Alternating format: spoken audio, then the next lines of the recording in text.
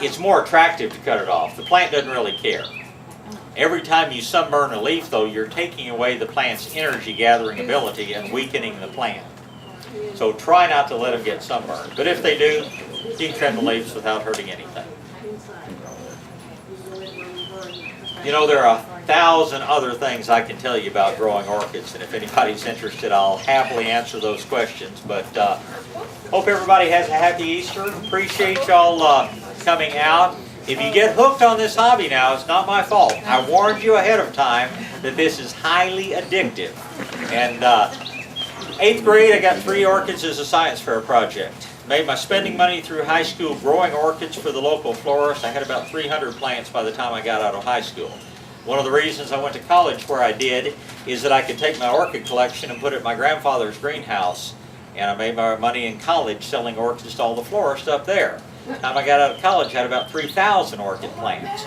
It's, again, you've been warned, but you know, most people are so fascinated by finding that you can grow these things successfully that it does become an addiction, but it's a fun addiction, and we would love to be your pusher. We'll keep you supplied, and it's all legal. Thank you very much. One more, yes, ma'am.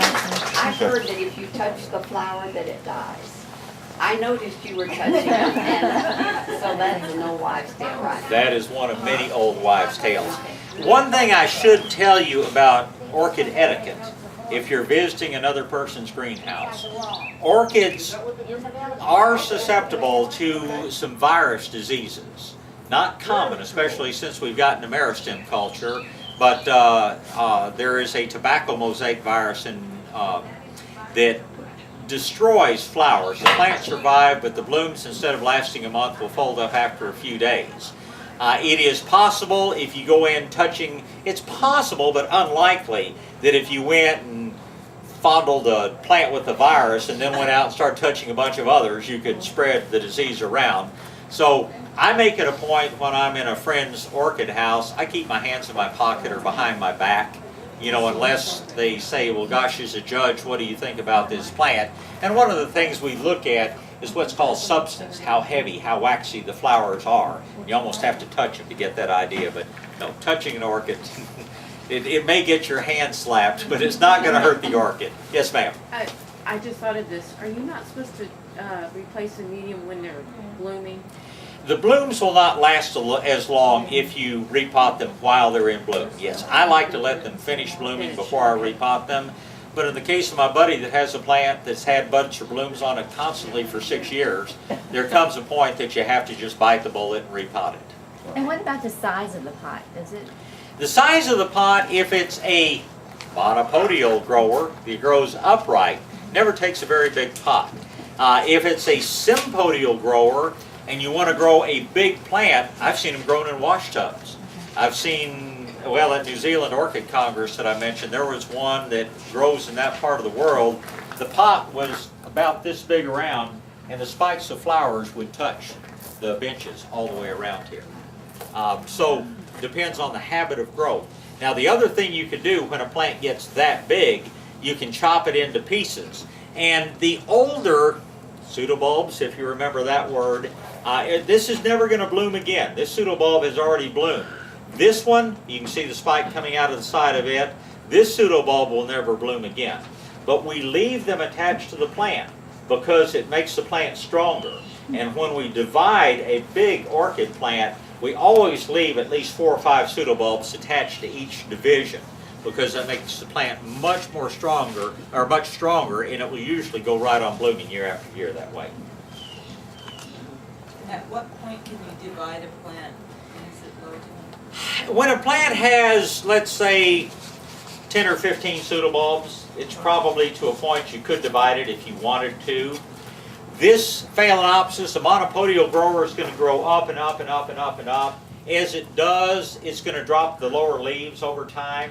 And so 10 years from now, this plant would probably have 10 inches of bare stem, leaves and blooms up on top. But the roots are also coming out up at this level. Then you've got just all this whole stem down underneath.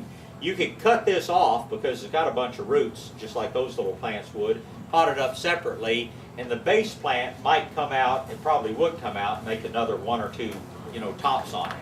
But generally speaking, the orchids that you're most likely to divide are the ones that are the sympodial growers, and they're going to have at least 8 to 15 pseudobulbs before I'd say they were big enough to divide. So you don't do it very often. Can you grow that?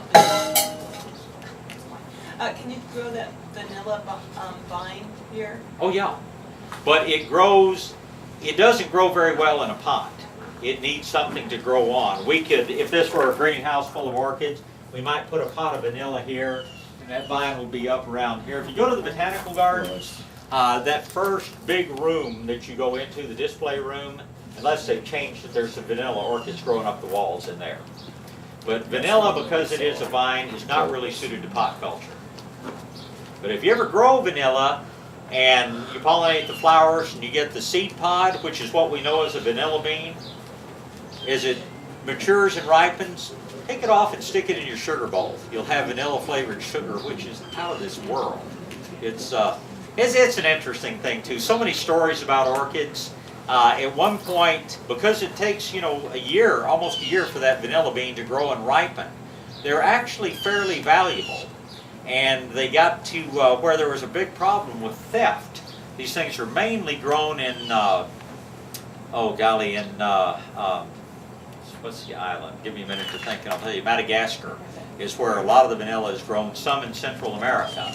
And there was a real problem with the vanilla bean rustling, people going in and cutting and stealing the vanilla beans at night. And somebody, I figured he must have been from Texas or somewhere in the American West, came up with a way of branding vanilla beans.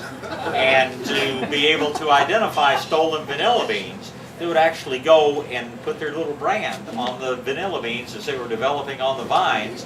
And so when they went to market, they'd look for the brand on the vanilla bean to be sure it wasn't stolen. Yes, long story short, you can grow vanilla beans, but it pretty much takes a greenhouse. Pretty much takes a dedicated area to do it. That'd be cool. Yes?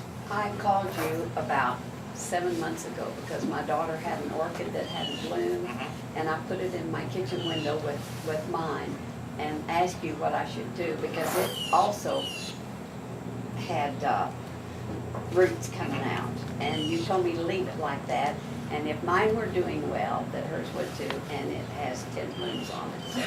Very good. I gave it back to her. Oh, there are lots of, fun stories. I gave an orchid to an aunt in Dallas, and she grew it in her kitchen window, and the roots were like that. The roots just went everywhere, and the plant bloomed constantly. That thing had 33 flowers on it, big white phalaenopsis blooms at one point. She came home one day, and her maid said, "Oh, Miss Billy, that thing with all those creepy crawly things on it, I did you the biggest favor. It looked so bad, I trimmed it up for you." She cut all the roots off of it, and it took about 2 years before it bloomed again. It's normal for those roots. I gave her sister a phalaenopsis, which she put out in their kids' recreation room. They put it right in front of the speaker of their stereo system where the kids played this horrible acid rock stuff. And that plant bloomed like I've never seen a plant bloom. And Doris told me at one point, she said, "I think the plant must like the music." But I pointed out to her that there are 2 times that a plant blooms, either if it's really healthy and happy, or if it thinks it's about to die. Because flowers are a result, they're trying to make seed. And sometimes a badly stressed plant will have more blooms on it than anything else because it thinks it's about to die. I told her I thought that plant thought the end was near, and that's why I was blooming so much. Other questions? Well, thanks for coming. Hope everybody has just a very happy Easter holiday, and appreciate you coming out to see us today. Just, a cup or two of whole grain.